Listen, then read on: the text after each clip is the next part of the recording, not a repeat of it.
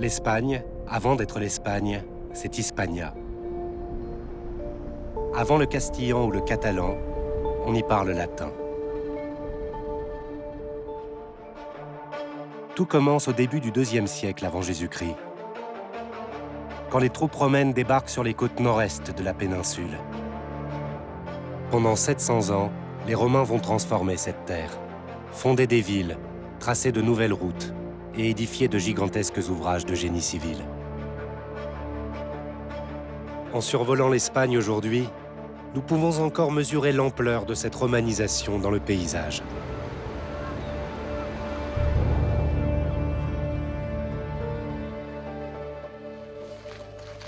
Moi, quand je voyage sur des vols commerciaux, je suis attentif à tout, surtout au bruit.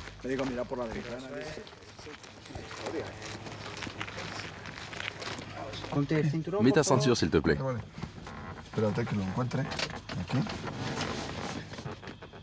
Parfait.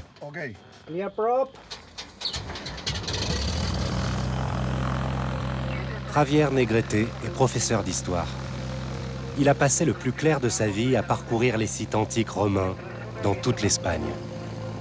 Autorisation de décolle et piste 3. Bien reçu. Allez, c'est parti. L'avion n'est pas son moyen de transport préféré, mais Javier est impatient de découvrir la romanisation de son pays depuis le ciel.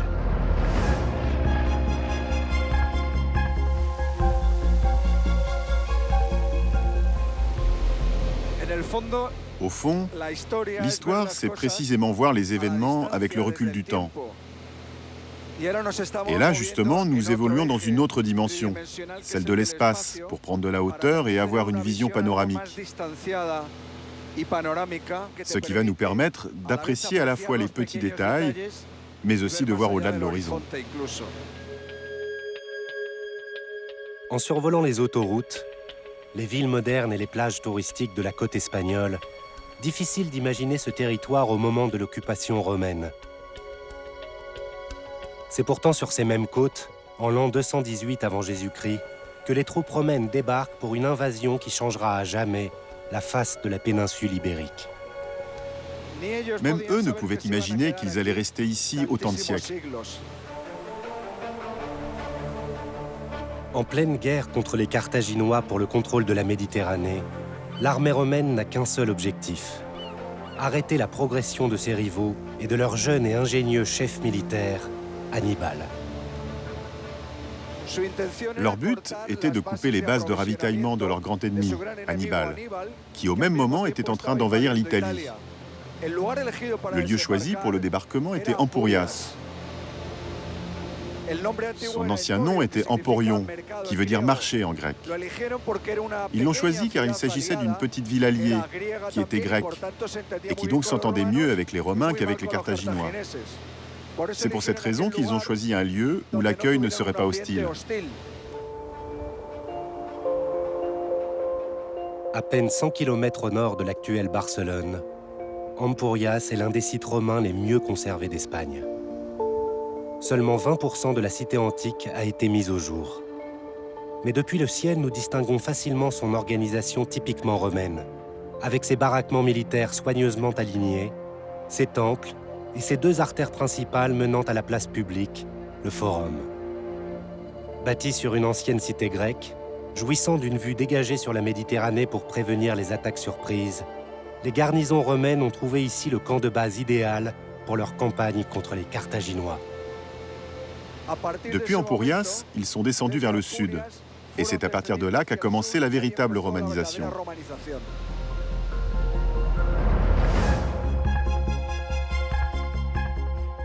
Il faudra plus de 20 ans pour que l'armée romaine repousse les troupes d'Hannibal hors de la péninsule. En l'an 197 avant Jésus-Christ, Rome affirme sa présence sur ces terres qu'elle a baptisées Hispania en créant deux provinces distinctes. Hispania Citerior, l'Hispanie proche, et Hispania Ulterior, l'Hispanie lointaine. Rome contrôle maintenant la Méditerranée et l'accès atlantique.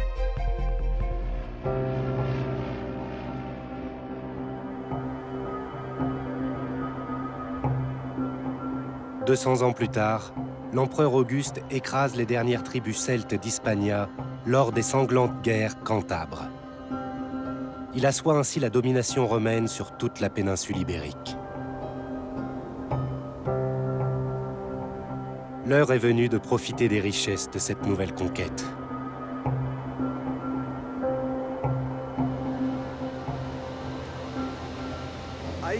Voici Las Médulas, un de mes paysages préférés d'Espagne. Je suis venu ici il y a de nombreuses années. J'ai parcouru ce site et j'avoue qu'au début, je pensais que c'était un paysage naturel. C'est étonnant. Et pourtant, ces pics de couleur rouge, on sait que ce sont les Romains qui, en domptant la nature, les ont créés. C'est une merveille. Les Romains ont découvert un pays riche en ressources. Poissons, huile, farine et or. Au milieu du 1er siècle de notre ère, ils exploitent d'importantes mines d'or dans les montagnes arides du nord-ouest, notamment à Las Médulas, la mine la plus impressionnante de l'Empire romain.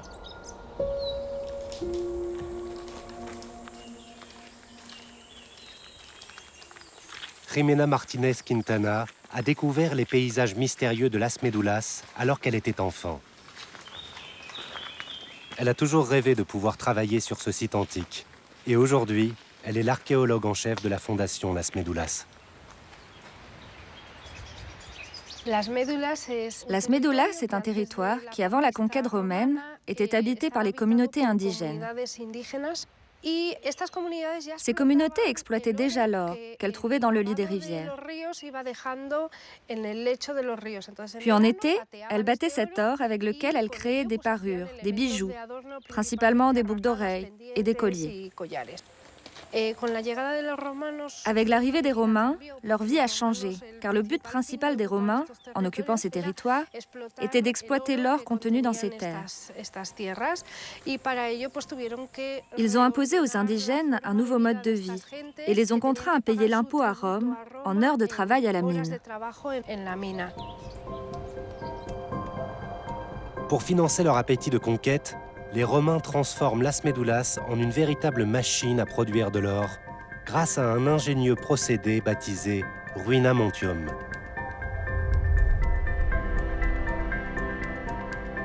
Il faut plusieurs années aux mineurs pour creuser un gigantesque réseau de galeries dans les entrailles de la montagne.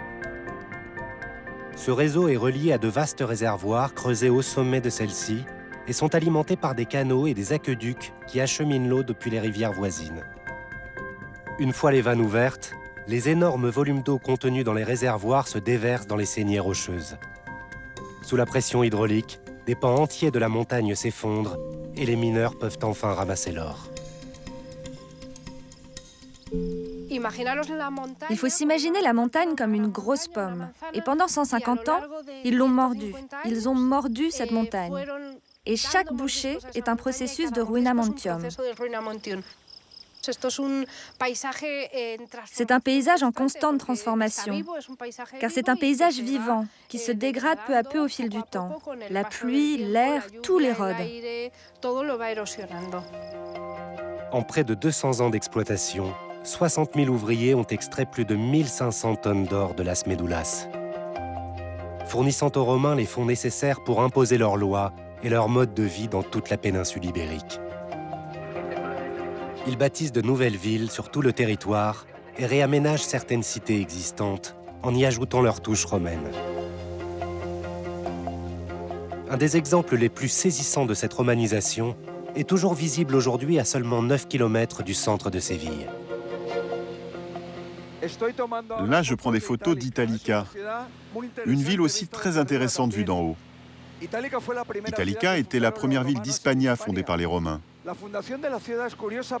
L'histoire de la création de la ville est curieuse, car au départ, c'est une sorte de ville-hôpital pour les soldats très gravement blessés, pour ceux qui étaient malades et pour ceux qui servaient dans l'armée depuis de nombreuses années. C'est en quelque sorte une ville de retraite, mais bientôt, elle devient une colonie très importante pour les Romains. Et avec le temps, tous les habitants acquièrent la citoyenneté romaine. Bâtie sur les ruines d'une ancienne ville ibère, Italica abrite près de 8000 Romains. La ville prospère et sera le berceau de deux des plus grands empereurs romains, Trajan et Hadrien.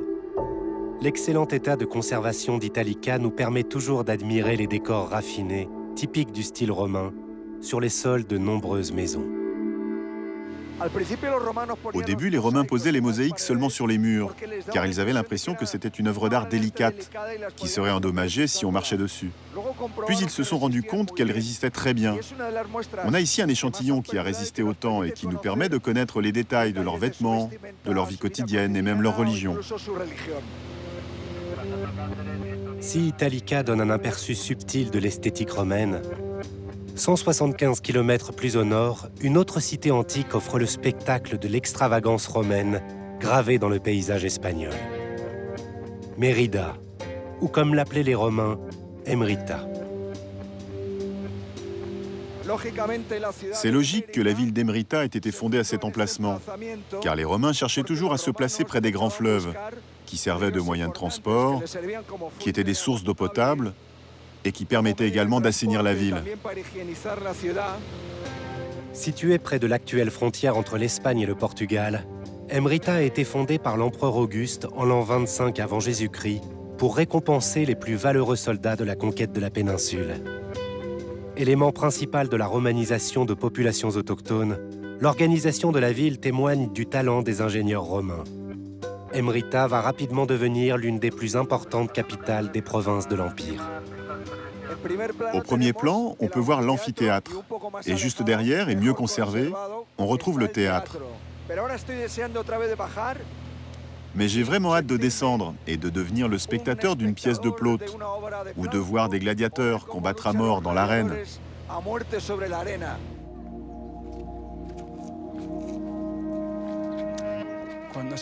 Lorsqu'on traverse ce tunnel, on a l'impression d'être dans une machine à remonter le temps. Je suis entré en 2018 et maintenant je suis dans l'amphithéâtre, en l'an 16 avant Jésus-Christ. C'était ici que se déroulaient les Jeux des gladiateurs. Cette pratique avait commencé à Rome, comme un rite funéraire. Quand une personne de la haute noblesse mourait, ses fils, pour l'honorer, organisaient des combats entre les futurs sacrifiés, ce qui ajoutait beaucoup plus d'émotion au rituel. Au fil du temps, ils ont enlevé l'aspect rituel de cette pratique pour ajouter plus de sang, plus de gladiateurs, et ils l'ont transformé en un spectacle pour les masses, comme le prouve cet amphithéâtre qui a une capacité de 15 ou 16 000 personnes. On parle pratiquement de la moitié de la population de Mérida.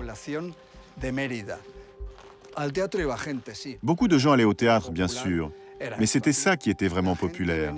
Ici, les gens venaient avec une soif de sang.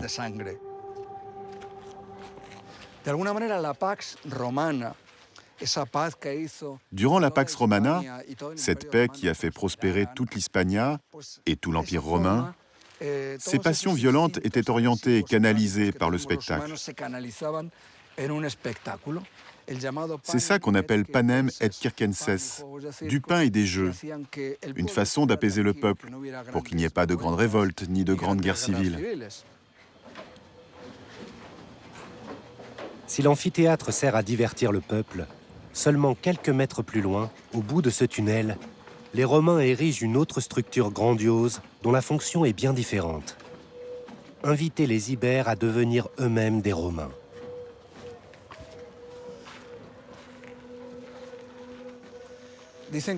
On dit que les pierres sont silencieuses.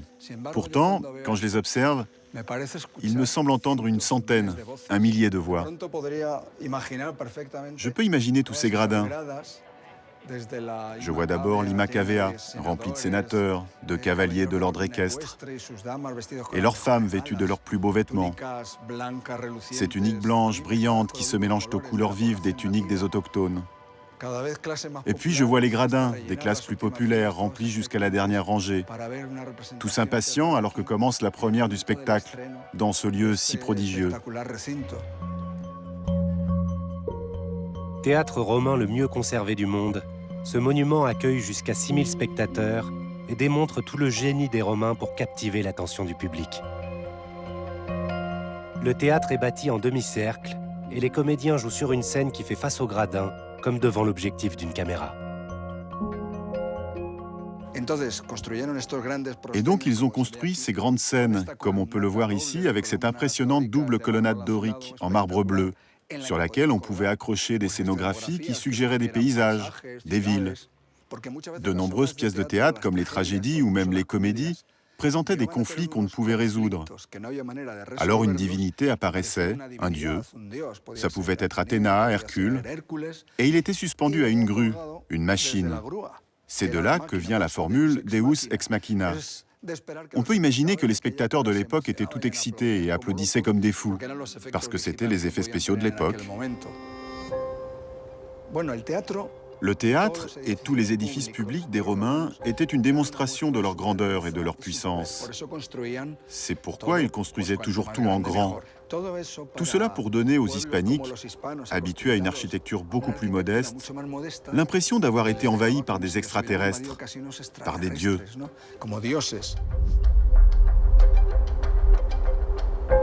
Emrita et les autres cités se développent, mais les Romains savent que pour consolider leur emprise, ils ont besoin de relier ces importants centres du pouvoir entre eux et entament la construction d'un vaste réseau routier dans toute la péninsule.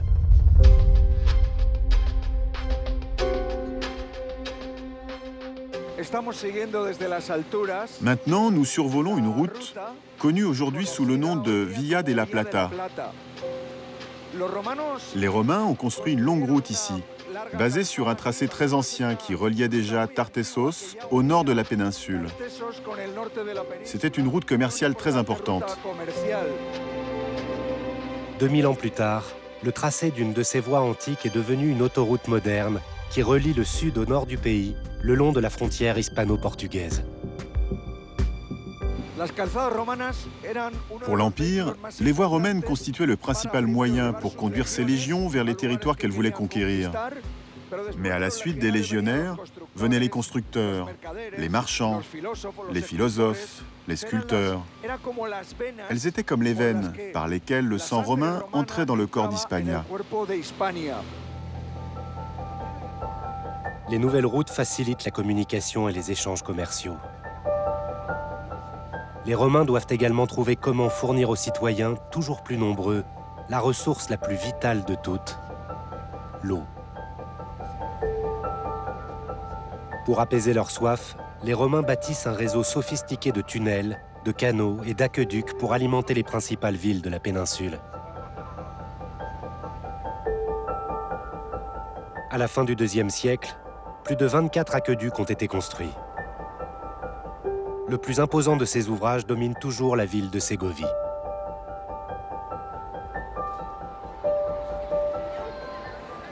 Clara Martín García a grandi à l'ombre de l'aqueduc de Ségovie.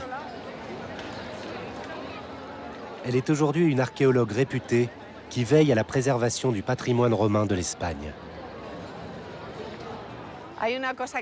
Nous, les habitants de Ségovie, répétons sans cesse que nous ne savons pas ce que c'est de découvrir l'aqueduc. Lorsque les gens viennent à Ségovie pour la première fois, ils vont directement au pied de l'aqueduc. Mais nous, les habitants de Ségovie, nous n'avons pas cette impression de première fois, parce que nous avons grandi avec lui. Il est impossible de nous en détacher.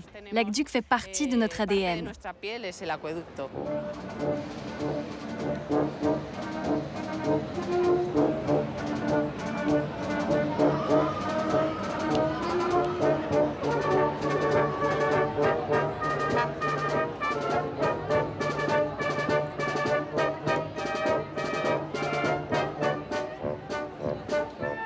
Avec le pont du Gard en France, l'aqueduc de Ségovie est le plus grand et le mieux conservé de l'époque romaine. Bâti au début du IIe siècle sous les auspices des empereurs Trajan et Hadrien, cet imposant chef-d'œuvre d'ingénierie comprend 177 arches composées de plus de 24 000 blocs de granit. Les carrières se trouvent dans la commune d'Ortigosa del Monte, à environ 15 km de Ségovie. Les roches y étaient coupées et brisées à l'aide de cales en bois. Et ici, en ville, un système de grues permettait aux ingénieurs romains de soulever progressivement l'ensemble des piliers. Ils construisaient des arcs en bois sur lesquels ils fixaient les pierres et toutes les parties de l'arche. Une fois ce travail terminé, ils retiraient le support en bois et laissaient la structure telle quelle. L'arche était ainsi construite.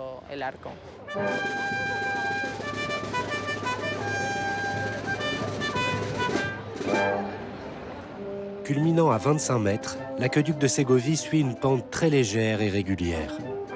Par l'effet de la gravité, une eau pure s'écoule sur 14 km depuis sa source montagneuse jusqu'à la ville.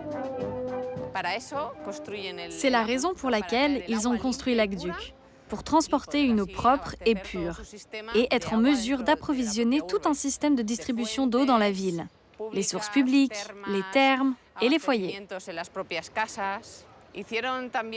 Les Romains ont donc construit l'aqueduc. Et jusque dans les années 50, on a continué à l'utiliser et à capter l'eau fournie par ce système. Et au final, il nous reste cette merveille. Pour les Romains, l'aqueduc de Ségovie représente bien plus qu'un flot d'eau vive nécessaire à la survie des habitants. C'est un emblème de la prospérité et du pouvoir de l'Empire. Le signal que les Romains sont là, et pour longtemps. À la fin du IIe siècle, le mode de vie romain domine dans la péninsule. L'économie est en plein essor. La langue, les lois et la religion de Rome se sont imposées à la population de la péninsule. En survolant la côte sud-est de l'Espagne, nous pouvons apercevoir les vestiges de l'un des plus beaux joyaux de cette période florissante. Baelo Claudia. Situé à environ 70 km de Cadix, Baelo Claudia a été fondé par l'empereur Claudius à la fin du IIe siècle pour assurer à Rome le contrôle sur le détroit de Gibraltar.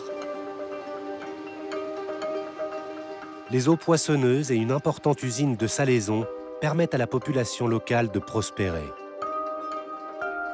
Pendant près de 5 siècles, elle mène une vie paisible et agréable dans cette ville de bord de mer, dotée de son propre théâtre, de temples, de bâtiments administratifs et commerciaux.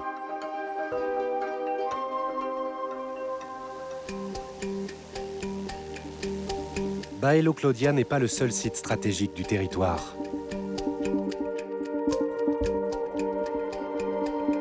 À l'autre bout de la péninsule, les Romains marquent leur présence sur la côte nord-ouest d'Hispania en érigeant une des structures les plus spectaculaires de son temps. La tour d'Hercule, un des plus vieux phares encore en activité dans le monde.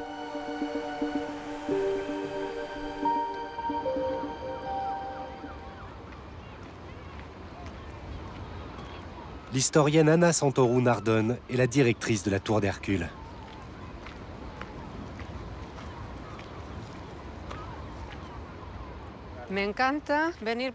J'aime venir ici et m'imaginer le paysage qu'ont découvert les Romains quand ils sont arrivés pour la première fois. Évidemment, cette ville au loin n'existait pas telle qu'on la connaît aujourd'hui. Mais en revanche, ces falaises, ces pierres, ces oiseaux qu'on entend, ainsi que ce paysage verdoyant, ont dû sans aucun doute les bouleverser. Connu à l'époque comme le Pharum Brigantium, l'empereur Trajan fait construire ce phare à la fin du 1er siècle, au-dessus de ce qui était probablement une ancienne tour phénicienne.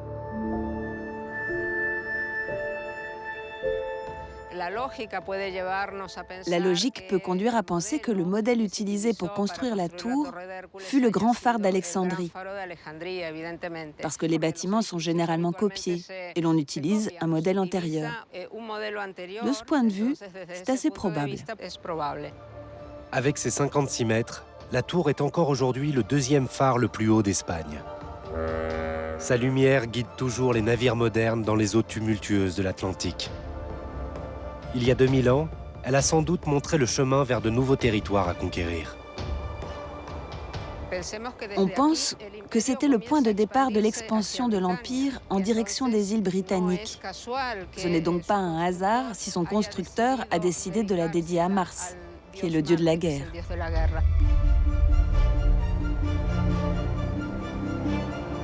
Alors que leur domination semble infaillible, au début du 5e siècle, les conflits au plus haut niveau du pouvoir commencent à peser lourdement sur le moral des Romains et de leurs troupes.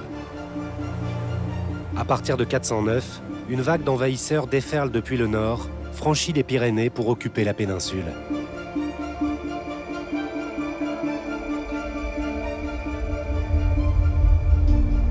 C'est la fin de 700 ans de règne sur Hispania.